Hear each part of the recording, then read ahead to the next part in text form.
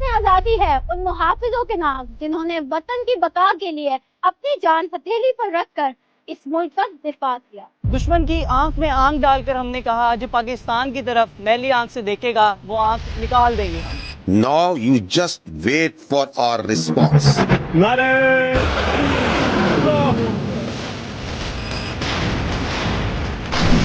ना हम डरे ना हम झुके। दुश्मन के चंद मिनटों में 6 जहाज गिराकर हमने बताया कि आप भी फेल हैं और आपके ना फेल। ये जमीन हमारी है, ये फिजा भी हमारी है, इन दरियाओं में बहता पानी भी हमारा है।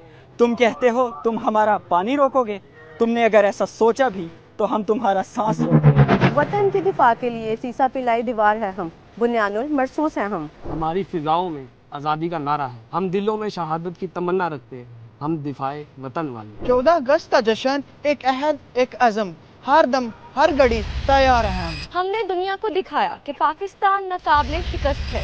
जंग तुमने शुरू की मगर तारीख हमने लिखी। हम बातें नहीं करके दिखाते हैं, अगर नहीं यकीन है तो राफेल वालों से पूछ ले। ये जीत सिर्फ जंगी महाज पर नहीं बल्कि अज़म की, हौसले की और महारत की थी। इस जश्न आज़ादी हम अपने हीरोज को सल्यूट करते हैं। 14 अगस्त का ये जश्न उन हीरोज और सिपाहियों के नाम जो मार्के हक के फातेह हैं।